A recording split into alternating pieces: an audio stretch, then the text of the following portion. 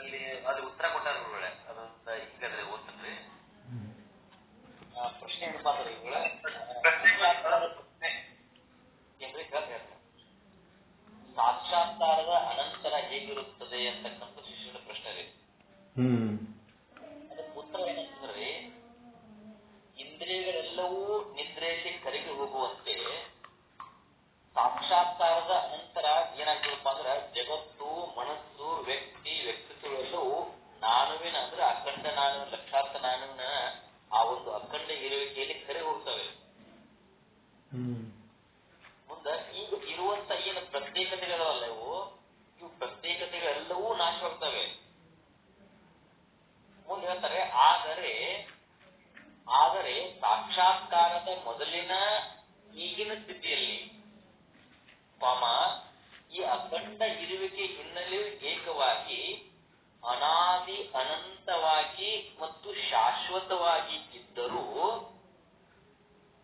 ನಾವೆಲ್ಲರೂ ಈ ನಮ್ಮ ಪ್ರತ್ಯೇಕ ಇರುವಿಕೆಗಳ ಸ್ವಪ್ನ ಕಾಣುತ್ತಿದ್ದೇವೆ. ಇದೇ ಮಾಯೆ ಅಂತ ಹೇಳ್ತಾರ.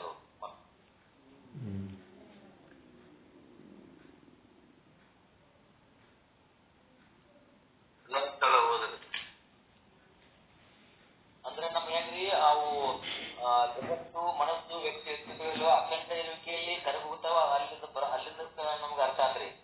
ಆನಂತರ ಈಗ ಇರುವಂತ ಪ್ರತ್ಯೇಕತೆ ಎಲ್ಲವೂ ಅವು ನಾಶ ಆಗ್ತವೆ. ಯಾವುದು ಕರೆಕ್ಟ್ ರೀ. ಆಮೇಲೆ ಸಾಕ್ಷಾತ್ಕಾರದ ಮೊದಲಿನ ಈಗಿನ ಸ್ಥಿತಿಯಲ್ಲಿ ಈ ಅಖಂಡ ಇರುವಿಕೆ ಹಿನ್ನೆಲೆಯು ಏಕವಾಗಿ, ಅನಾದಿ ಅನಂತವಾಗಿ ಮತ್ತು ಶಾಶ್ವತವಾಗಿ ಇದ್ದರೂ ನಾವೆಲ್ಲರೂ ಈ ನಮ್ಮ ಪ್ರತ್ಯೇಕ ಇರುವಿಕೆಗಳ ಸ್ವಪ್ನ ಕಾಣುತ್ತಿದ್ದೇವೆ. ಇದೇ ಮಾಯೆ ಅಂತಾರೆ. ಶಿಷ್ಯನ ಪ್ರಶ್ನೆ ಏನಂತೂ ಸಾಕ್ಷಾತ್ಕಾರದ ಅನಂತರ ಹೇಗಿರುತ್ತದೆ ಅಂತ ಶಿಷ್ಯನ ಪ್ರಶ್ನೆ.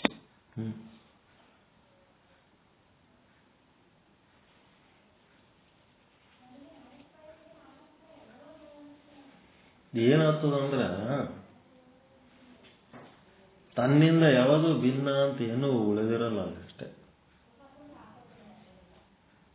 ನಾವು ನನ್ನಿಂದ ಪರಮಾತ್ಮ ಭಿನ್ನ, ನನ್ನಿಂದ ಇತರ ಜೀವಿಗಳು ಭಿನ್ನ, ಮತ್ತ ನನ್ನಿಂದ ಇತರ ವಸ್ತುಗಳು ಭಿನ್ನ ಅಂತ ನಮಗ ಏನು ಭೇದ ಅದಲ್ಲ. ಜೀವ, ಜಗತ್ತು, ಈಶ್ವರ ಮತ್ತು ನಾನು, ಅವು ಯಾವ ಭೇದ ಇರಲ್ಲ ಅಷ್ಟೇ.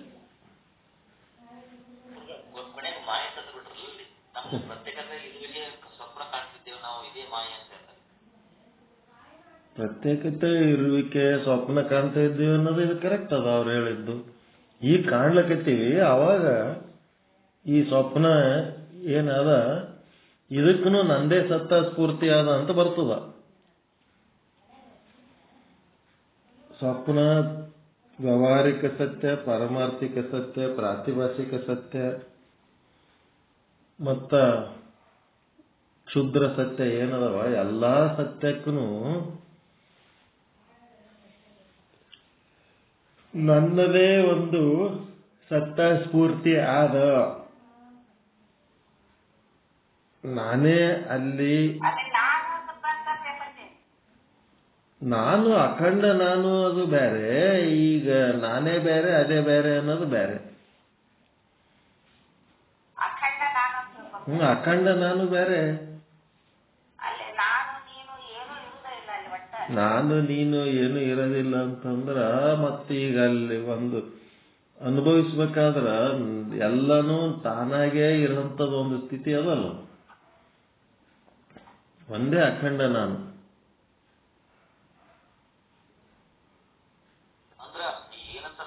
ಈ ಅಖಂಡ ಇರುವಿಕೆ ಹಿನ್ನೆಲೆಯು ಏಕವಾಗಿ, ಅನಾದಿ ಅನಂತವಾಗಿ ಮತ್ತು ಶಾಶ್ವತವಾಗಿ ಇದ್ದರೂ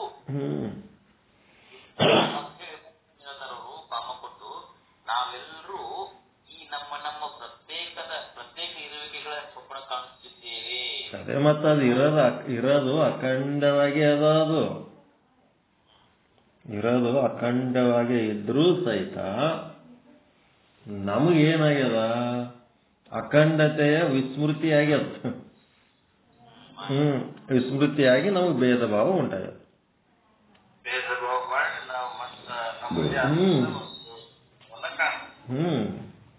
ನಾವೇನದೀವಿ ಅನ್ನೋದು ನಮಗೆ ಅರಿವಿಲ್ಲದಂಗಾಗಿ ಒಂದೇ ಸಾಗರದ ನಾನಾ ವಿಧ ಅಲೆಗಳು ನಾವಲ್ಲ.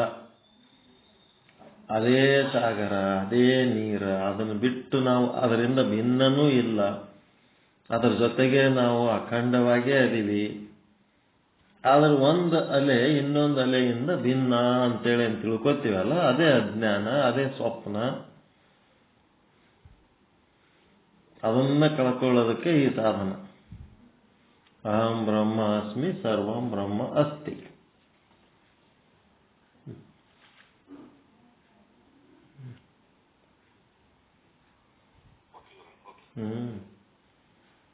ಅದನ್ನು ಕಳ್ಕೊಳ್ಳೋದಕ್ಕೆ ಇದು ಸಾಧನ. ಅದನ್ನು ಬೇರೆ ಬೇರೆ ಅಂತ ತಿಳ್ಕೊಂಡಿದ್ದೇ ನಮ್ಮ ಸಮಸ್ಯೆ. ಆಮೇಲೆ ಯಾವುದನ್ನು ಹಿಂಗೆ ಅಂತ ಅನ್ಲಕ್ಕೂ ಬರಂಗಿಲ್ಲ. ಅದು ಪಾತ್ಲೆಸ್ ಪಾತ್ ಅಂದ್ರೆ ಅದಕ್ಕೊಂದು ರೂಟ್ ಇಲ್ಲ, ಅದಕ್ಕೊಂದು ನಿರ್ಣಯ ಅಂತ ತಗೊಳಂಗಿಲ್ಲ. ಇವತ್ತು ಹಾಕ್ಯದ ನೋಡ್ರಿ, ಒಂದು ಕೋಶ ಅವ್ರು ಏನ್ ಹೇಳ್ತಾರ, ಯಾರಿಗಿಂತ ಯಾರು ಕೀಳು ಅಲ್ಲ, ಯಾರಿಗಿಂತ ಯಾರು ಶ್ರೇಷ್ಠನೂ ಅಲ್ಲ. ಮತ್ತೇನ್ ಹೇಳ್ತಾರ, ಯಾರಿಗೂ ಯಾರು ಸಮಾನರೂ ಅಲ್ಲ. ಸಮಾನತೆ ಅನ್ನೋದೇ ಒಂದು ಭ್ರಮೆ. ಸಮಾನತೆ ಎದಕ್ಕಾಗಬೇಕು? ಎಲ್ಲರೂ ತಮ್ಮ ತಮ್ಮ ಸ್ಪೆಷಾಲಿಟಿ ತೋರಿಸ್ಕೋಬೇಕಪ್ಪ. ಸಮಾನ ಎದಕ್ಕಾಗಬೇಕು? ಸಮಾನತೆ ಆಯ್ತು ಅಂದ್ರೆ ಏನಾಗ್ತದೆ? ವ್ಯಕ್ತಿತ್ವ ನಾಶ ಆಗಿ ಹೋಗ್ಬಿಡ್ತು. ಶ್ರೇಷ್ಠತೆ ಪ್ರಕಟ ಮಾಡಬೇಕಾದವನು ಆಟೆ, ಮತ್ತ ಒಬ್ಬ ಸೋಮಾರಿನೂ ಅಷ್ಟೇ, ದುಡಿಯವನು ಅಷ್ಟೇ, ದುಡಿಲಾರ್ದವನು ಅಷ್ಟೇ. ಇದಕ್ಕೆ ಸಮಾನತೆ ಏನ್ ಮಾಡ್ತೀರಿ? ಅದಕ್ಕೆ ಸಮಾನತೆ ಅನ್ನೋದನ್ನು ತಪ್ಪ, ಮೇಲು ಅನ್ನೋದು ತಪ್ಪ, ಕೀಳು ಅನ್ನೋದು ತಪ್ಪ. ಪ್ರತಿಯೊಂದು ಜೀವಿ ತನ್ನ ತನ್ನ ವಿಶೇಷತೆಯನ್ನ ಪ್ರಕಟ ಮಾಡ್ಬೇಕಷ್ಟೇ. ಎದರ ಜೊತೆಗೂ ಸಮಾನ ಆಗ್ಲಕ್ಕೆ ಹೋಗ್ಬೇಡ್ರಿ, ಎದರ ಜೊತೆಗೂ ಶ್ರೇಷ್ಠ ಆಗ್ಲಕ್ಕೆ ಹೋಗ್ಬೇಡ್ರಿ, ಎದರ ಜೊತೆಗೂ ಕೀಳಾಗ್ಲಕ್ಕೆ ಹೋಗ್ಬೇಡ್ರಿ. ಏನು ವೈಚಾರಿಕತೆಗಳಾಗಲ್ಲ.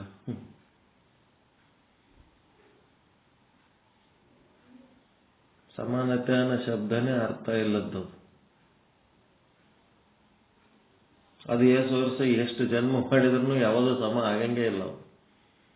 ಎಲ್ಲನೂ ಅವ್ರವ್ರ ಸ್ಪೆಷಾಲಿಟಿ ಒಳಗೆ ಅದಾರ. ತಮ್ಮ ತಮ್ಮ ವಿಶೇಷತೆಯನ್ನು ತೋರಿಸ್ಕೊಂಡು ತಮ್ಮ ವಿಶೇಷತೆಯನ್ನು ಪ್ರಕಟ ಮಾಡೋದಕ್ಕೆ ಜೀವನ ಮಾಡ್ಲಿಕ್ಕತ್ತಾರ.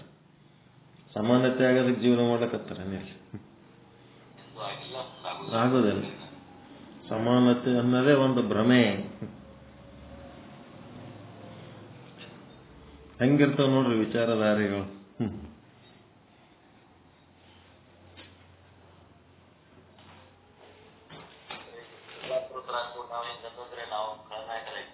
ಏನ್ರಿ?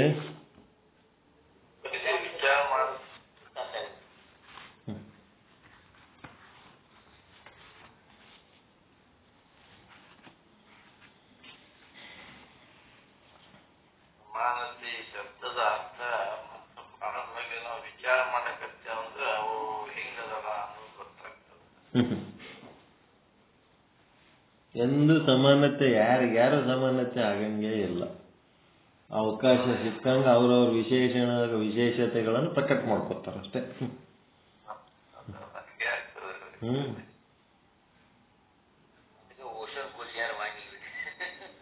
ಅತ್ತಿಗೊಂದು ಕಾಲ, ಸೊಸಿಗೊಂದು ಕಾಲ. ಅತ್ತಿ ಸೊಸಿ ಎಂದು ಸಮ ಆಗ್ತಾರ. ಆಕೆ ಅಧಿಕಾರ ಸಿಕ್ಕಾಗ ಆಕೆ ಉರಿತಾಳ, ಈಕೆಗೆ ಅಧಿಕಾರ ಸಿಕ್ಕಾಗ ಈಕೆ ಉರಿತಾಳ ಅಷ್ಟೇ. ಇಬ್ರು ಜೋಡಾಗಿ ಚಂದಿರಾಮ ಅಂತ ಎಂದರೆ ಅಂತಾರೆ, ನಂಗೆ ಎಂದೇ ಇಲ್ಲ. ಅದಕ್ಕೆ ಜಗತ್ತಾಗಿತ್ತು. ಅದಕ್ಕಾಗಿ ಜಗತ್ತಿನ ಬಗ್ಗೆ ಏನು ಡಿಸೈಡ್ ಮಾಡ್ಬೇಡ್ರಿ ಅಂತ, ಏನೇನು ನಿರ್ಧಾರ ತಗೋಬೇಡ್ರಿ. ಅನಿರ್ವಚನೀಯ ಜಗತ್ತು.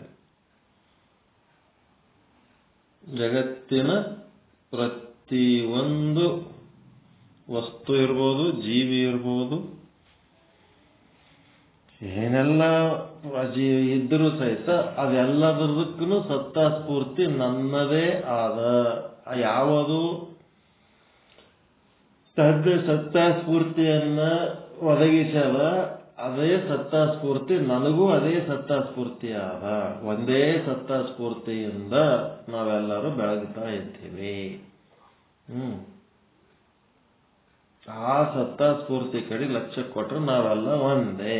ಆ ಸತ್ತಾಸ್ಫೂರ್ತಿ ಮರ್ತೇವು, ಬಂಗಾರ ಮರ್ತೇವು ಅಂದ್ರೆ ಆಭರಣಗಳು ಡಿಸೈನ್ ಚಾಲು.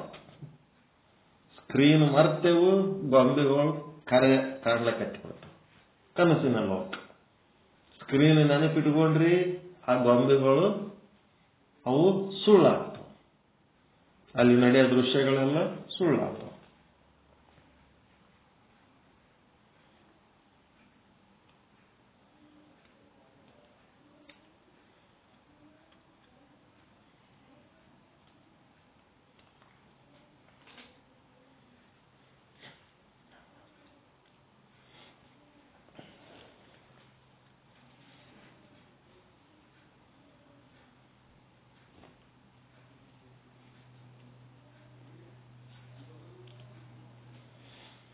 ಓಂ ಸದ್ಗುರು ಶ್ರೀ ಶುದ್ಧ ಬ್ರಹ್ಮಣೇ ನಮಃ.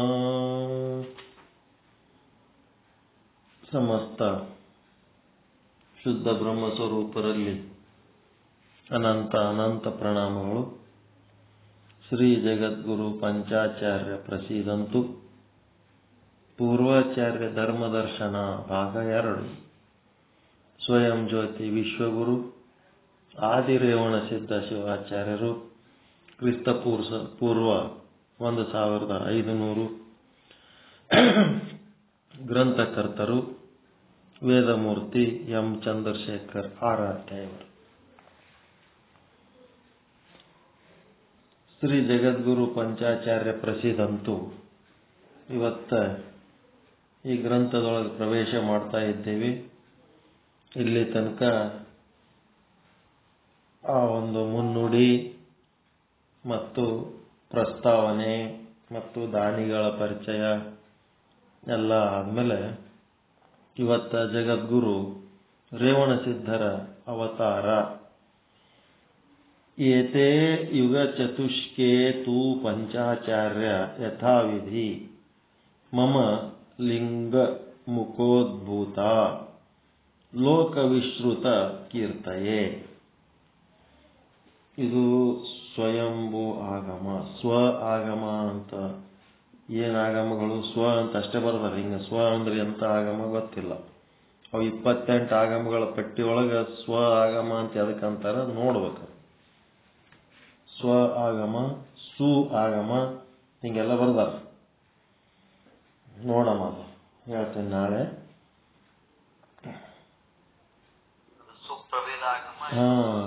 ಸು ಇಲ್ಲಿ ಬರ್ದಾರ ತೆಳಗದ. ಸ್ವ ಆಗಮ ಅಂದ್ರೆ ಸ್ವಯಂಭೂ ಆಗಮ, ಸು ಆಗಮ ಅಂದ್ರೆ ಸೂಕ್ಷ್ಮ ಆಗಮ. ಇಲ್ಲಿ ಬರ್ದಾರ. ಅದಕ್ಕೆ ಈ ರೀತಿ ಒಂದು ಶ್ಲೋಕ ಆದ.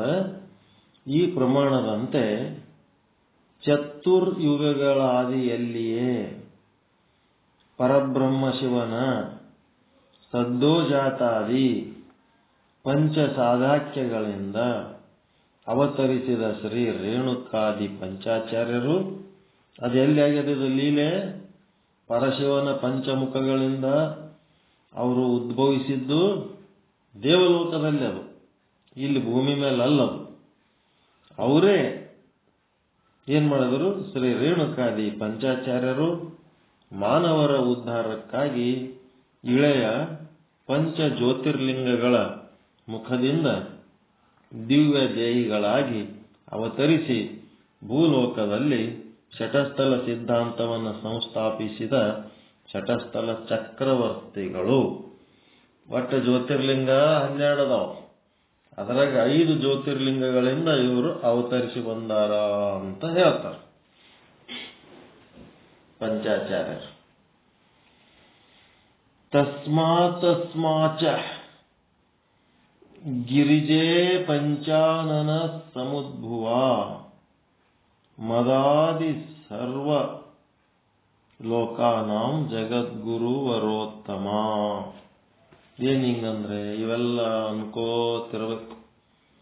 ಇವರು ಪಂಚ ಜ್ಯೋತಿರ್ಲಿಂಗಗಳಿಂದ ದಿವ್ಯ ದೇಹಿಗಳಾಗಿ ಅವತರಿಸಿ ಭೂಲೋಕದಲ್ಲಿ ಶಟಸ್ಥಲ ಸಿದ್ಧಾಂತವನ್ನು ಸಂಸ್ಥಾಪಿಸಿದ ಶಟಸ್ಥಲ ಚಕ್ರವರ್ತಿಗಳು ಅಂತ ಮೊದಲಿನ ಶ್ಲೋಕದ ಅರ್ಥ.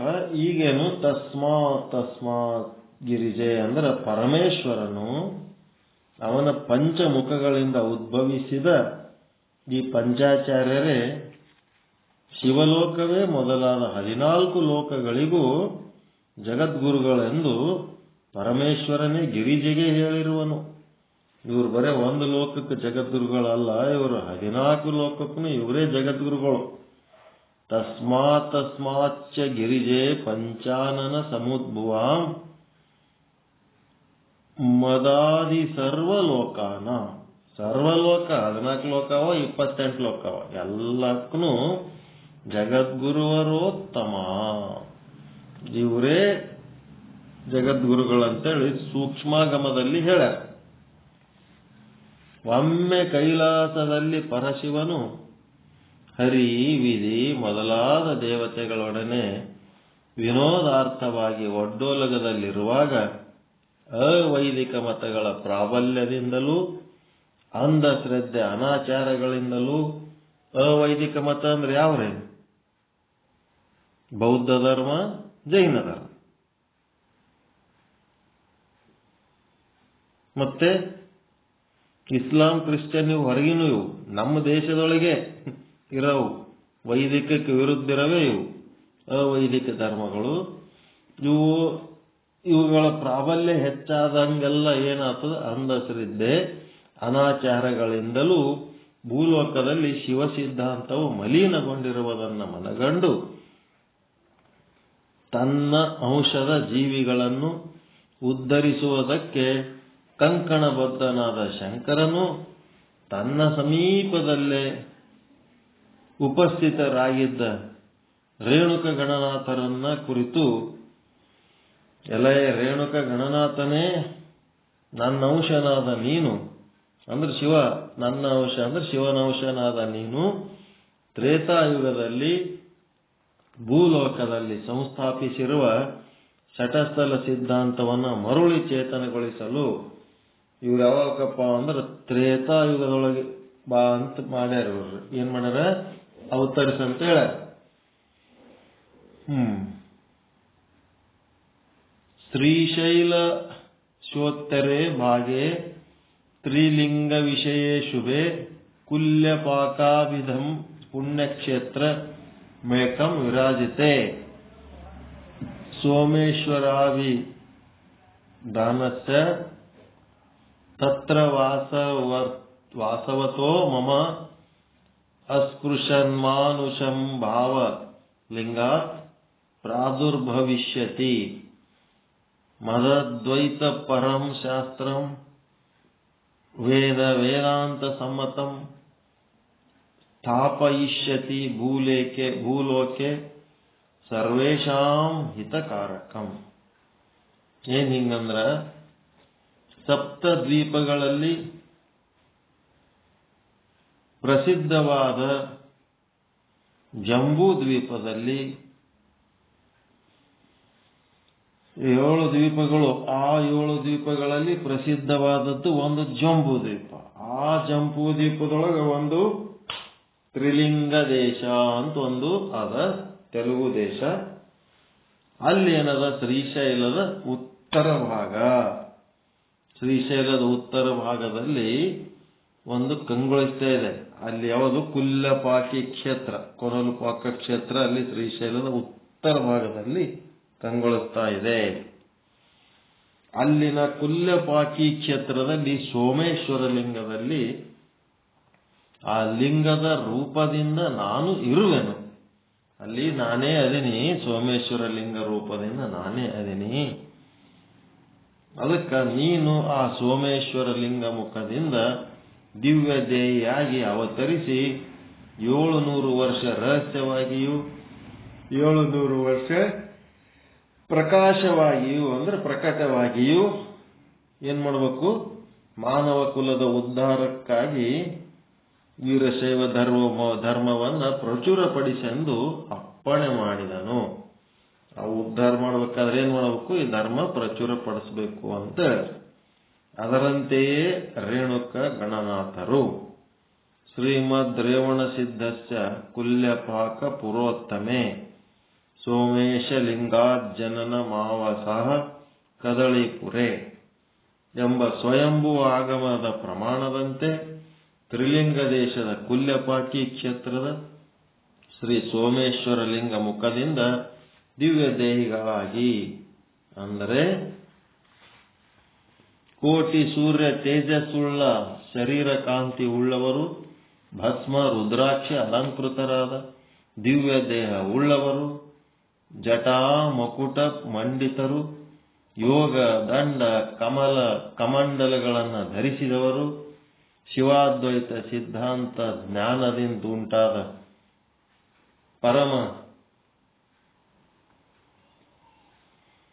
ಪರಮಾನಂದದಲ್ಲಿ ಲೀನವಾದವರು, ಸಮಸ್ತ ಸಂಸಾರ ವಾಸನಾ ದೋಷದಿಂದ ವಿಮುಕ್ತವಾದವರು, ಶಿವಾಗಮಗಳ ಸಾಗರಕ್ಕೆ ಚಂದ್ರ ಸ್ವರೂಪರು, ಯಮ ನಿಯಮಾದ್ಯ ಅಷ್ಟಾಂಗ ಯೋಗ ಸ್ವರೂಪರು, ಸಮಸ್ತ ಸಿದ್ಧಿಗಳನ್ನು ಪಡೆದ ಸಿದ್ಧ ಸಾರ್ವಭೌಮರು, ದರ್ಶನ ಮಾತ್ರದಿಂದಲೇ ಸಮಸ್ತ ಪ್ರಾಣಿಗಳ ಪಾಪರಾಶಿಯನ್ನ ಭಸ್ಮ ಮಾಡತಕ್ಕಂಥವರು ಆಗಿ ಅವತರಿಸಿದರು. ಲಿಂಗೋದ್ಭವ ರೇವಣ ಸಿದ್ಧರನ್ನ ನೋಡಿ ಅಲ್ಲಿ ನೆರೆದಿದ್ದ ಭಕ್ತ ಕೋಟಿಯು ಮುನಿಪುಂಗವರು ಆ ದಿವ್ಯ ತೇಜೋಮೂರ್ತಿಗೆ ಶಿರಸಾಷ್ಟಾಂಗ ನಮಸ್ಕಾರ ಮಾಡಿ ಭಕ್ತಿಯಿಂದ ಕೈ ಮುಗಿದು, ಭೋ ಶಿವಸ್ವರೂಪಿಯಾದ ಮಹಿಮರೇ, ಜಗಕ್ಕೆ ಹೊಸದಾದ ಈ ಲಿಂಗೋದ್ಭವ ಲೀಲೆ ನೋಡಿ ಚಕಿತರಾದೆವು. ದಯಮಾಡಿ ತಾವಾರು, ತಮ್ಮ ಅವತಾರದ ರಹಸ್ಯವೇನು ಎಂಬುದು ತಿಳಿಯಲು ಕಾತುರರಾಗಿರುವೆವು. ಕೃಪೆ ಮಾಡಿ ತಿಳಿಸಿರೆಂದು ಪ್ರಾರ್ಥಿಸಲು ಪ್ರಸನ್ನರಾದ ಆಚಾರ್ಯರು ಏನ್ ಹೇಳ್ತಾರ ಅನ್ನೋದು, ತಮ್ಮ ಪರಿಚಯ ಹೆಂಗ್ ಮಾಡ್ತಾರ ಅನ್ನೋದು ನಾಳೆ ವಿಚಾರ ಮಾಡೋಣ. ಅವ್ರು ಅವತರಿಸ್ತಾರ, ಸುತ್ತಮುತ್ತಲಿನ ಜನ ನೀವ್ ಯಾರು ಸ್ವಲ್ಪ ಪರಿಚಯ ಮಾಡ್ಕೊರಪ್ಪ ಅಂದಾಗ ತಮ್ಮ ಪರಿಚಯ ಇವ್ರು ಹೇಳ್ತಾರ. ಅವ್ರು ಅವತರಿಸುವಾಗ ಅವ್ರ ಲಕ್ಷಣ ಹೆಂಗಿತ್ತು ಅನ್ನೋದನ್ನ ಅಪ್ರಾಕೃತ ವಿಧಾನ, ಇದು ಲಿಂಗದಿಂದ ಉದ್ಭವ ಆಗೋದು ಅಪ್ರಾಕೃತ ವಿಧಾನ. ಪ್ರಾಕೃತ ವಿಧಾನ ಅಂತಂದ್ರ ತಂದೆ ತಾಯಿಗಳ ಗರ್ಭದಿಂದ ಹುಟ್ಟೋದು ಪ್ರಾಕೃತ ವಿಧಾನ. ಅಪ್ರಾಕೃತ ವಿಧಾನದಿಂದ ಕೂಡ ಸಾಕಷ್ಟು ಅವತಾರಿ ಪುರುಷರು ಹುಟ್ಟುತ್ತರ, ಏನೇನೋ ಆಗ್ತಿರ್ತಾವ. ಅವ್ರು ಏನ್ ಹೇಳಿರ್ತಾರ ಅದನ್ನ ಶ್ರದ್ಧೆಯಿಂದ ನಂಬಿದ್ರ ಮುಂದ ಅವ್ರ ಸಾಹಿತ್ಯದ ಲಾಭ ಆಗ್ತದೆ. ಅದೇ ಹಂಗ ಇದೇ ಹಂಗ ಪ್ರಶ್ನೆ ಕೇಳ್ಕೊತ ಕೂತ್ರ ಹೆಂಗಾತ?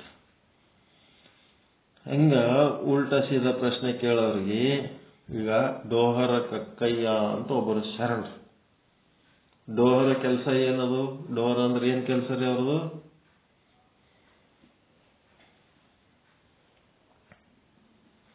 ಡೋಹರ ಕಾಯಕ ಏನು? ಚರ್ಮ ಹದ ಮಾಡೋದು.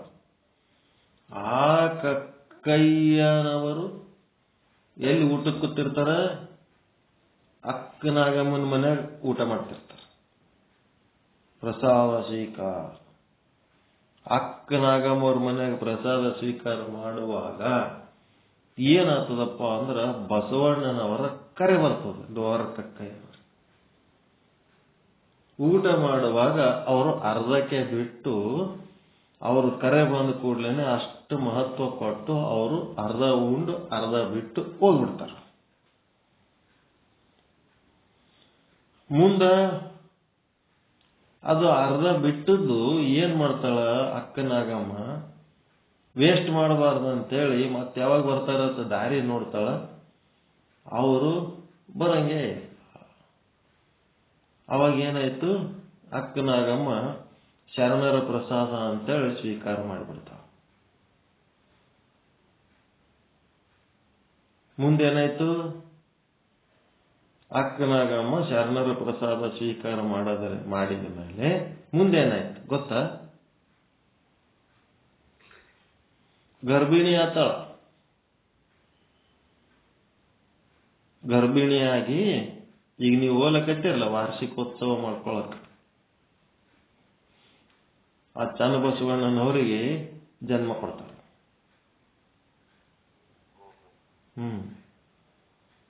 ತಂದೆ ಇಲ್ಲದೆ ಹುಟ್ಟಿದವರು,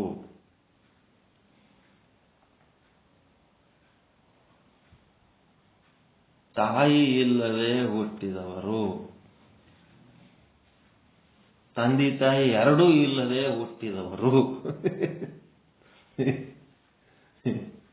ಏನೇನೋ ಅದಾವಪ್ಪ ಇತಿಹಾಸದಾಗ. ಈಗ ಅವ್ರು ಏನಾರ ಕೆದರ್ಲಕ್ ಬಂದ್ರೆ ಇದು ಕೆದರಿದ್ರೆ ಹೆಂಗಿರ್ತ?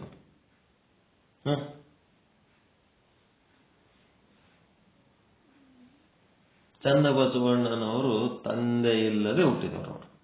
ಅವ್ರ ತಂದೆ ಇತಿಹಾಸ ಈ ಮಹಾದೇವಿ ಅದಕ್ಕೊಂದು ಯಾವುದೋ ಕತಿ ಬರೆದು ಅದರಾಗೊಂದು ಶಿವಸ್ವಾಮಿ ಅಂತೇಳಿ ತಾನೇ ಬರೆದು ಸೇರಿಸ್ಬಿಟ್ಟ. ಮಹಾದೇವಿದ ಸಾಹಿತ್ಯ ಏನದಲ್ಲ ಎಲ್ಲ ಡೂಪ್ಲಿಕೇಟ್ ಸಾಹಿತ್ಯ. ಅದ್ರೊಳಗೆ ತನ್ನೂ ಒಂದು ದಿವಸ ಸೇರ್ಸಾರ. ಅವಕ್ಕಿಂತ ಹಿಂದಿನ ಸಾಹಿತ್ಯವನ್ನು ನಾವು ಪರಿಗಣಿಸ್ಬೇಕು. ಮಹಾದೇವಿ ಸಾಹಿತ್ಯ ಏನದಲ್ಲ ಕಲುಷಿತ ಸಾಹಿತ್ಯ, ತ್ಯಾಜ್ಯ ಯೋಗ್ಯ ಸಾಹಿತ್ಯ. ಅದನ್ನೇ ತಲೆ ಮೇಲೆ ಇಟ್ಕೊಂಡು ಪೂಜ್ಯ ಮಾತಾಜಿ ನಾವು ಪೂಜ್ಯ ಮಾತಾಜಿ ಅಂತೆ ಅವ್ರಿಗೆ ಜೈಕಾರ ಹಾಕಿದವರು. ಆ ಪೂಜ್ಯರು ಸರಿಯಾದ ದಾರಿ ತೋರಿಸ್ಲಿಲ್ಲ, ಅದೇ ಅವ್ರು ಮಾಡಿದ ತಪ್ಪು. ನಾವು ಪೂಜ್ಯ ಮಾತಾಜಿ ಅಂದವ್ರೆ, ನಾವು ಜೈ ಅಂದವ್ರೆ ಇದೀವಿ, ನಾವೇನು ಬೇರೆ ಅಲ್ಲ. ಆದ್ರೆ ಹಿಂಗೆಲ್ಲ ಅದಾವ. ಚನ್ನಬಸವಣ್ಣ ಅಕ್ಕನಾಗಮ್ಮನ ಮಗ. ಅಕ್ಕನಾಗಮ್ಮನ ಗಂಡ ಯಾರು ಅಂತ ಯಾರಿಗಾರ ಗೊತ್ತದೇನು? ಡೋಹರ ಕಕ್ಕಯ್ಯನ ಪ್ರಸಾದದಿಂದ ಹುಟ್ಟಿದವನು. ಅದಕ್ಕ ಬಸವಣ್ಣ ಮತ್ತ ಮಾದಾರ ಚೆನ್ನಯ್ಯ ಅಲ್ಲಿ ಕುಂತಿರ್ತಾರ. ಚನ್ನಬಸವಣ್ಣನ ಜನನ ಆಗ್ತದ. ಆವಾಗ ಸೇವಕರು ಬಂದು ಹೇಳ್ತಾರ, ಹಿಂಗ ಯಾರು ಅವರೇ ನಮ್ಮ ಸೇವಕರು ಅಂದ್ರೆ ಯಾರು? ಹಡಪದ ಅಪ್ಪಣ್ಣ ಕಾರ್ಯದರ್ಶಿಗಳಿರ್ತಾರಲ್ಲ, ಅಕ್ಕನಾಗಮ್ಮಂದು ಹೆರಿಗೆ ಆಯ್ತು, ಗಂಡು ಮಗು ಹುಟ್ಟ್ಯದ ಅಂತನ್ನ ಇಬ್ರು ಕೂಡ ಕೂಸಿನ ನೋಡ್ಲಕ್ ಬರ್ತಾರ. ಯಾರು? ಮಾದಾರ ಚೆನ್ನಯ್ಯ ಮತ್ತ ಬಸವಣ್ಣ. ಅದು ಕೂಸಿ ಇಂಥ ಪರಿ ಇರ್ತದ. ನೀವು ನಿಮ್ ಜಾತಿವೇ ಮದಿ ಮಾಡ್ಕೊಂಡಿರಿ, ನಿಮ್ಗೇನು ಮಬ್ಬುಗಳು ಹಡ್ದಿಟ್ರಿ. ಆಟೆ ಮಬ್ಬು ಇರ್ತಾವ. ನಮ್ಮ ಜಾತಿ ಮಂದಿಗೆ ಮಾಡ್ಕೊತೀವಲ್ಲ, ಅವ್ ಕಣ್ಣು ಮುಚ್ಕೊಂಡು ಕೈ ಮುಟ್ಟಿಗೆ ಹಿಡ್ಕೊಂಡು ನಮೂನಿ ಮಬ್ಬು ಬೆಕ್ಕಿನ ಮರಿ ಹುಟ್ಟಿದಂಗೆ ಹುಟ್ಟಿರ್ತಾವ. ಅಟೆ ಅವು ಏನು ಅದ್ಭುತ ಅನ್ಸಂಗೇ ಇಲ್ಲ. ನಮಗೆ ಬೇರೆ ಜಾತಿ ಮಾಡ್ಕೋಬೇಕು, ಕ್ರಾಸ್ ಬ್ರೀಡ್. ಅದಕ್ಕೆ ಸ್ವಲ್ಪ ದೂರದ ಸಂಬಂಧಗಳು ಮಾಡ್ಕೋರಿ, ದೂರದ ಸಂಬಂಧಗಳು ಮಾಡ್ಕೋರಿ ಅಂತ ಯಾಕೆ ಹೇಳ್ತಾರಂದ್ರೆ ಇದಕ್ಕೆ. ಅದು ಚನ್ನಬಸವಣ್ಣ ಭಯಂಕರ ಆಕ್ಟಿವ್ ಇರ್ತಾನವ, ಭಾರಿ ಜೋರ್ ಇರ್ತಾವ. ಅದು ನೋಡಿದ ಕೂಡಲೇ ಬಸವಣ್ಣ ಗಾಬರಿ ಆಗಿಬಿಡ್ತಾನ. ಏನಂತಾನ? ಹಿಂದೆ ಹುಟ್ಟಿದ ಕೂಸಿಂಗೆ ಹಿಂದೆ ಜೌವನವಾಯಿತು. ಏನು ಒಳ್ಳೆ ಹೆಂಗ ಮೇನ್ ಮಾಡ್ದಂಗೆ ಮಾಡ್ತಾನಲ್ಲ ಇವ, ಅರೇದ ಹುಡುಗ ಮಾಡ್ದಂಗೆ ಮಾಡ್ತದ ಸಣ್ಣ ಹುಡುಗ. ಹುಟ್ಟದ್ಲೇನೆ ಇವ ಬಾಲ್ಯ ಇಲ್ಲ ಇವನಿಗೆ, ಯುವಕನೇ ಅದ ನೀವು ಅಂತಾರ. ಹಿಂದೆ ಹುಟ್ಟಿದ ಕೂಸಿಂಗೆ ಹಿಂದೆ ಜೌವನ, ಅಂತ ಪವರ್ಫುಲ್ ಇರ್ತವ. ಅದಕ್ಕೆ ಸ್ವಲ್ಪ ಕ್ರಾಸ್ ಮದುವೆ ಮಾಡ್ಕೊಳಕ್ ಪ್ರಯತ್ನ ಮಾಡ್ಬೇಕು. ಅದ್ ಹ್ಯಾಂಗ್ರಿ ಅಂತಿರ್ತೀರಿ. ಚಲೋ ಸಂತಾನ ಬೇಕಂದ್ರ ಒಂದ್ ಸ್ವಲ್ಪ ಆಕ್ಟಿವ್ ಇರ್ಬೇಕಾದ್ರೆ ಸ್ವಲ್ಪ ಕ್ರಾಸ್ ಮಾಡ್ಬೇಕು.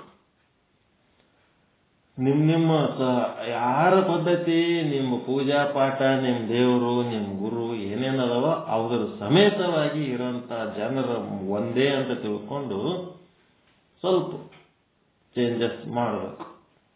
ಮಾಡಿದಾಗ ಗಾಣಿಗೆರು ರಕ್ತ ಗಾಣಿಗೆರ ಜಾತಿಗೆ ಹರಿತದ, ಕುರುಬರ ರಕ್ತ ಕುರುಬರ ಜಾತಿಗೆ ಹರಿತದ, ಅಗಸರ ರಕ್ತ ಅಗಸರ ಜಾತಿಗೆ ಹರಿತದ, ಐಗಳ ರಕ್ತ ಐಗೊಳದಾಗೆ ಹರಿತದ.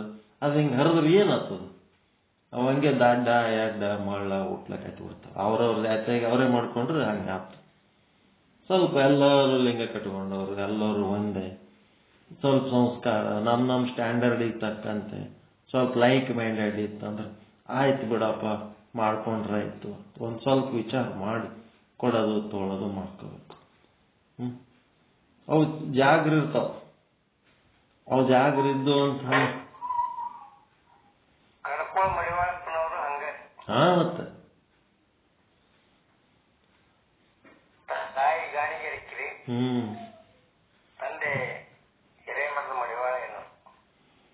ಆ ಕ್ರಾಸ್ ಬ್ರೀಡ್ನಾಗ ಮಳ್ಳಿನಾಗ ಹುಟ್ಟಿದವ ರಾಹುಲ್ ಗಾಂಧಿ ಒಬ್ಬನೇ.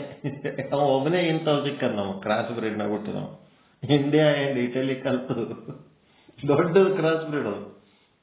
ಅದು ಇನ್ನೂ ಜೋರ್ ಇರ್ಬೇಕಿತ್ತು, ಅದೊಂದು ಹಂಗಾಗ್ಬಿಟ್ಟದ. ಇಲ್ಲಾಂದ್ರೆ ಪ್ರೈಮ್ ಮಿನಿಸ್ಟರ್ ಕ್ಯಾಂಡಿಡೇಟ್ ಅವನಿಗೆ ಇಡೀ ದೇಶದವರು ಅವನಿಗೆ ಪ್ರಧಾನ ಮಂತ್ರಿ ಮಾಡ್ಬೇಕಂತಾರ, ಅವನು ನಮ್ಮನ್ನೆ ಮರಳು ಶಂಕರ ದೇವ ಬಂದ್ಬಿಟ್ಟಾನ. ಏನ್ ಮಾಡ್ಬೇಕು? ಅಫ್ಘಾನಿಸ್ತಾನ್ ನಾವು ಇದ್ದಂಗೆ ಅದು.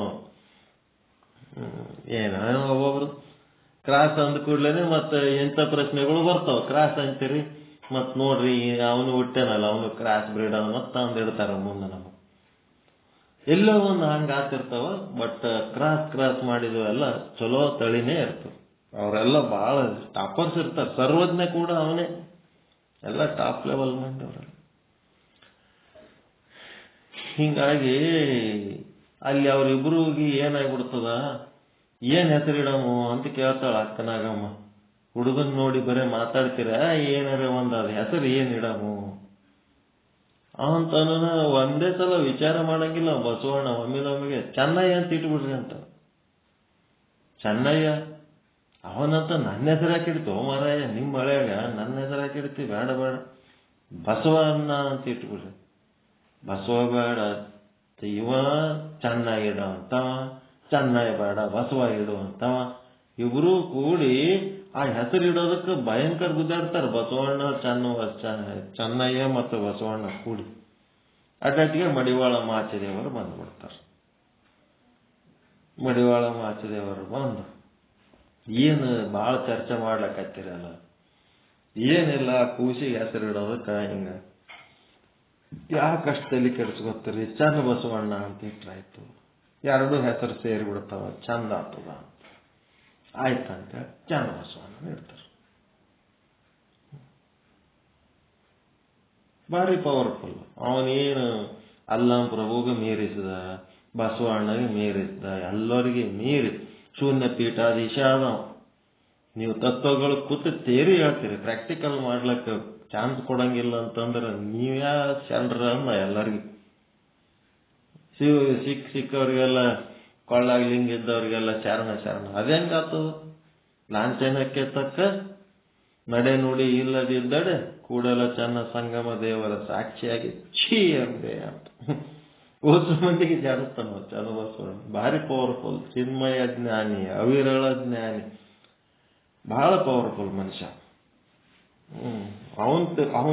ಅವನು ಹುಟ್ಟಿದ್ದೇ ಆ ವಚನ ಸಾಹಿತ್ಯ ಉಳಿಸೋದ್ರ ಸಲಗೆ ಹುಟ್ಟ್ಯಾರ.